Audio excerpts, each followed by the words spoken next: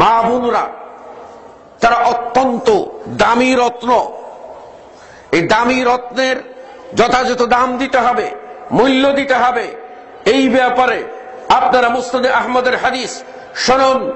রাসূলুল্লাহ সাল্লাল্লাহু আলাইহি সাল্লাম বলেন, মহিলাদের ইবাদত সম্পর্কে বলেন, ইদা সাল্লাতিল মারআতু খামসাহা, মহিলা যদি 5 ওয়াক্ত সালাত আদায় করে, ফরজ সালাত 5 ওয়াক্ত ফরজ সালাত শুধু আদায় করে, ও সামাত শাহরাহা, আর 1 মাস রমাদানের সিয়াম পালন করে,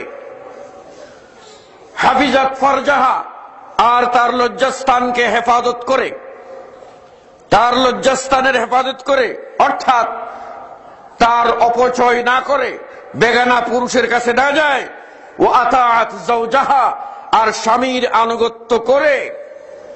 মহিলা যদি 5 ওয়াক্ত ফরজ সালাত আদায় করে, রমাদান মাসের 1 মাস সিয়াম পালন করে, তার লজ্জাস্থানের আমানত রক্ষা করে, স্বামীর ন্যায়সঙ্গত আনুগত্য করে, কিলা লাহা, আল্লাহ রাব্বুল আলামিন সেই দিন যেদিন বিচার করে একদলকে জান্নাতে দেবেন, ফারিকুন ফিল জান্নাতি ও ফারিকুন ফিস সাঈর, একদল জান্নাতি হবে আরেক দল জাহান্নামী হবে। আল্লাহ রাব্বুল আলামিন সেই দিন বেহেশতের 8টি দরজা খুলে দিয়ে এই মহিলাকে বলবেন, এই 4টি গুণের অধিকারী মহিলা, তোমার জন্য বেহেশতের 8টি দরজাই খোলা, যে কোনো এই দরজা দিয়ে তোমার পছন্দ তুমি বেহেশতে প্রবেশ করে নাও। এবার আসুন আমি বলবো নারী এবং পুরুষের পারস্পরিক অধিকার। আমাদের মা বোনেরা, তাদের কিছু অধিকার আছে। 1 নম্বর অধিকার, স্বামীর কাছে তারা ভালোবাসা পাবেন। আল্লাহ নিজেই বলছেন, ওয়ালা আশরুহুন্না বিল মা'রুফ, স্ত্রীদের সাথে ন্যায়সঙ্গত আচরণ করো, ভালো ব্যবহার করো, এটা পাওয়ার অধিকার নারীদের। শুধু জুলুম নির্যাতন করবেন, নিজের অধিকার চেয়ে নেবেন, নারীকে অধিকার দেবেন না, এটা হতে পারে না। বুঝে আসছে? 1 নম্বর। 2 নম্বর, নারীদেরকে শাসন করার অধিকার ইসলাম দিয়েছে, তবে সীমা লঙ্ঘন করা যাবে না। যদি কোনো ব্যক্তি তার স্ত্রী বাঁকা পথে চলে, অর্থাৎ হারামে দাবিত হওয়ার সম্ভাবনা আছে, অন্যায় কাজে জড়িয়ে যাওয়ার সম্ভাবনা আছে, পরকীয়া প্রেমে জড়িয়ে যেতে পারে, এই আশঙ্কা বোধ করে আল্লাহ রাব্বুল আলামিন বলছেন, ফাইজুহুন্না, তাদেরকে উপদেশ দাও, আর ওয়াহজুরুহুন্না, তাদের থেকে বিছানা আলাদা করে শুয়ে থাকো। যদি মহিলা মানুষ হয়ে থাকে তাহলে স্বামীর অভিমান দেখেই সে তখন নিজে তওবা করে অন্যায় থেকে ফিরে আসবে। তাতেও যদি না হয়, শরীয়ত অধিকার দিয়েছে ওয়াজরিবুহুন্না, তাদেরকে প্রহার করতে অধিকার দিয়েছে। কিন্তু আল্লাহ বলছেন, ফাইন আতা'নাকুম, যদি ওই মহিলা আনুগত্য করে ফেলে, প্রহার করতে উদ্যত হয়েছ, তখন এই মহিলা আনুগত্য স্বীকার করে নিয়েছে, বলছে আমি আর অন্যায় করব না, আল্লাহ বলছেন, ফালা তাবতাগু আলাইহিন্না সাবিলা, তাহলে তাকে আরো 2টা লাঠি দিয়ে দিবা, অথবা 1, 2, 3 তালাক দিয়ে বাড়িতে ধাক্কা দিয়ে বের করে দিবা। আল্লাহ কই ওই কাজ করিও না। মহিলা তোমার ধমকে নত হয়ে গেছে, তুমি প্রহার করতে গেছো, সাবধান হয়ে গেছে, তুমি তাকে ছেড়ে দাও, আর তাকে অন্যায় করো না। প্রিয় নবী মুহাম্মদ সাল্লাল্লাহু আলাইহি ওয়াসাল্লাম নারীদেরকে শক্ত করে বেত্রাঘাত করতে নিষেধ করেছেন, বরং নারীদের চেহারায় আঘাত করতে নিষেধ করেছেন। আজকে তুমি নারীকে পছন্দ করো নাই, তুমি এক সময় তাকে যদি ছেড়ে দাও, নারী তার নারীত্ব নিয়ে আরেকজনের ঘর সংসার করতে পারে, তার চেহারায় আঘাত করে তাকে ক্ষত করে দিলা, তাকে ত্রুটিযুক্ত করে দিলা, এই অন্যায় অধিকার ইসলাম তোমাকে দেয় নাই। সুতরাং নারীদের অধিকার নিশ্চিত করতে হবে। 3 নম্বরে, নারীদেরকে দ্বীনি শিক্ষা দেওয়া, দ্বীনি শিক্ষা দিতে হবে। নারীরা ঘরে আসবে আর সংসার করবে, আর দ্বীন শিখবে না। পুরুষরা মনে করবে যে ওর বাপ তাকে তালিম দেওয়াইয়া দিল না কেন, পড়াইয়া দিল না কেন, এই সব ওয়াজ বাদ দিয়া নিজে এনে কি করলেন এটা দেখুন। আল্লাহর নবী বলেন, বুখারী মুসলিমের হাদিস, আল্লাহর নবী বলছেন, আলা ওয়াস্তাউসু বিন-নিসা'i খায়রা, খবরদার তোমরা নারীদেরকে উত্তম উপদেশ দিও, নারীদেরকে উত্তম উপদেশ দিও। ফাইন্নাহুন্না আওয়ান, এরা হচ্ছে আপনার একদল এইরকম মানুষ যে তারা অসহায়, তারা তোমাদের কাছে উসিরাত, তারা তোমাদের কাছে বন্দিনীর মতো এসেছে।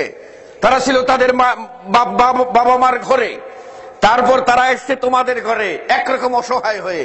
তুমি পাইলা সুযোগ আর রুল পিটাইলা, এই অধিকার তোমার নাই। এদেরকে উপদেশ দাও। অন্য হাদিসে রাসূল সাল্লাল্লাহু আলাইহি ওয়াসাল্লাম বলছেন, ওদেরকে উপদেশ দাও, বেশি যদি টাইট করতে যাও তাহলে ওরা বাঁকা হাড্ডির তৈরি ভেঙে যাবে। বেশি টাইট না, উপদেশ দিয়ে তাদেরকে সংরক্ষণ করার চেষ্টা করতে হবে।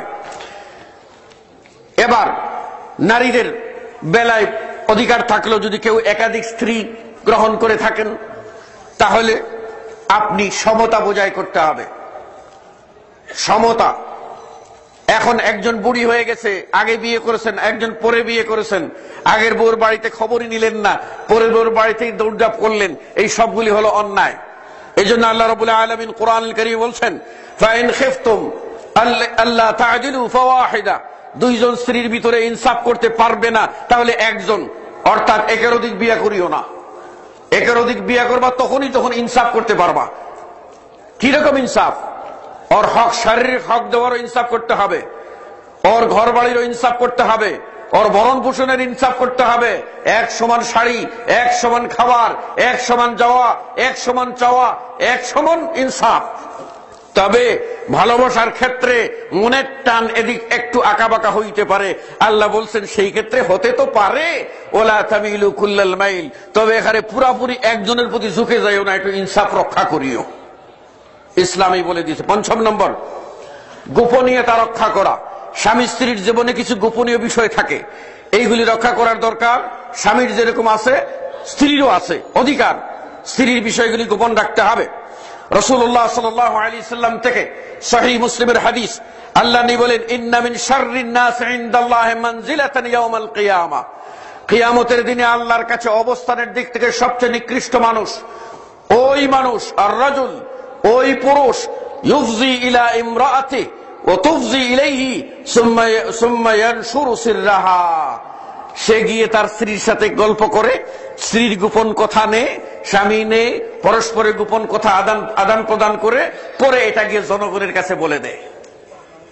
এরকম কিছু মানুষ কিন্তু আছে, নিজের এই সমস্ত কথা রক্ষা করতে পারে না পারিবারিক ভাবে। আর মা বোনদের এটা আর একটু বেশি থাকে, তারা আবার একজনের কাছে গল্প করতে করতে আরেকজন ছড়িয়ে দিয়ে পুরা সমাজটাই জানিয়ে দিয়ে যাওয়ার পরের পুরুষটা কিরকম। এটা কিন্তু খুব মারাত্মক। পুরুষকে পুরুষ হতে হবে, পুরুষকে পুরুষ হতে হবে, পৌরুষত্ব থাকতে হবে, পুরুষের ব্যবহার সেরকম থাকতে হবে, পুরুষের চাল চলন এরকম থাকতে হবে যে তার ভিতরে এক প্রকারের সহ্যবীর্যতা আছে। কিন্তু পুরুষ যদি আপনার পৌরুষত্ব হারিয়ে ফেলে, পুরুষ যদি তার চেহারায়, তার চালচলনে, তার পোশাক আশাকে সবকিছুতে একটা হিজড়া হিজড়া ভাব নিয়ে নেয়, তাহলে ওই পুরুষকে কেউ 2 পয়সার দাম দেবে না। দুর্ভাগ্য যে আমাদের পুরুষরা এখন এরকম ভাবে ক্লিন শেভ করেন, মুছও ছাড়ছেন, দাড়িও ছাড়ছেন, এমন ভাবে ক্লিন শেভ করে নিজেরা এক ধরনের হিজড়া সাজার চেষ্টা করেন, না পুরুষ না নারী। ফলে এই সমস্ত অবস্থায় গুলমালগুলি বাঁধে। আমার হাতে সময় নাই, আমি আপনাদেরকে বলতে চাই, নারীদের অধিকার আপনারা দেবেন আর নারীদের কাছ থেকে অধিকার আদায় করে নেবেন। দুটি কথা না বললেই নয়। মা বোনদেরকে আমি বলবো, আপনারা আপনাদের স্বামীর কাছে ভালোবাসা যদি পেতে চান, তাহলে স্বামীকে ভালোবাসা উজাড় করে দিন, স্বামীকে ভালোবাসা উজাড় করে দিন। স্বামীর সামনে সৌন্দর্য চর্চা করুন, অন্য কোন পুরুষের সামনে সৌন্দর্য চর্চা করবেন না।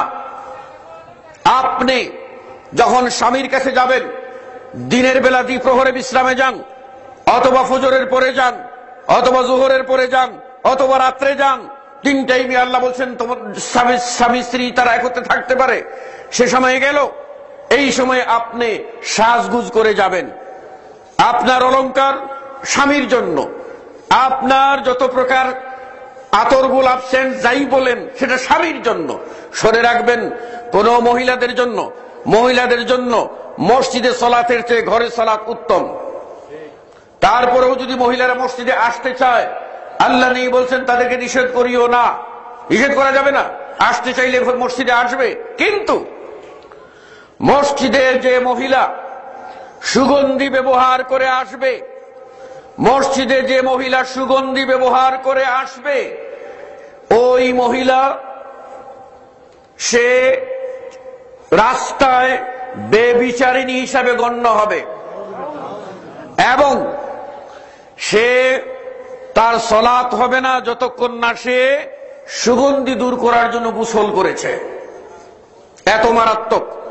মসজিদে আসতে গিয়ে যদি সুগন্ধি ব্যবহার এত মারাত্মক হয়, তাহলে হাটে ঘাটে বাজারে মিল ফ্যাক্টরিতে আতর গোলাপ আর যা কিছু রং ছিটিয়ে নীল পালিশ আর ঠোঁট পালিশ মেরে আপনি ফিরিঙ্গি মারবেন আর আপনি হাইজ্যাক হয়ে যাবেন, ছিনতাই হয়ে যাবেন, ধর্ষণ মামলা করবেন, এটা একটাও চলবে না।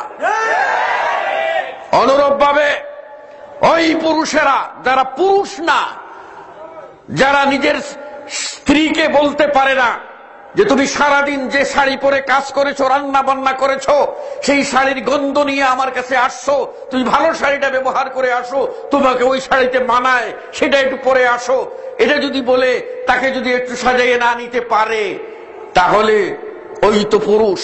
ওই স্ত্রীকে দেখে, তার ঘর্মাক্ত শরীর দেখে, গামের গন্ধ দেখে নাক উল্টা দিকে করে শুয়ে থাকবে, আর পরের দিন যখন রাস্তায় বের হয়ে দেখবে 10টা নারী সেজে গুজে বের হয়েছে, তখন বলবে আমার বাবা কারে আমার বিয়ে দিল, আমি যদি এরকম বিয়ে না করে ফ্রি থাকতাম কত ভালো ছিলাম।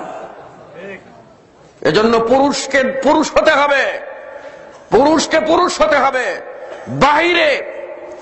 বাহিরে সে সাজগুজ করলে তাকে টুটি চিপে ধরবে, বাইরে সাজগুজ করার অধিকার তোমার নাই। শাস্তে যদি চাও আমার সামনে সেজে দেখাও, এটাই হবে পুরুষ।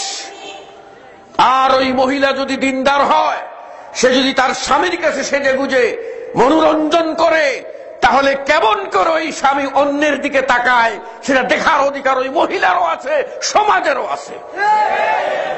আমি আর কথা বাড়ালাম না। আমি অনেক জায়গায় জানি এই ওয়াজগুলি কম হয়। আমি বলবো সমাজের মা বোনেরা, আপনারা মনে রাখবেন,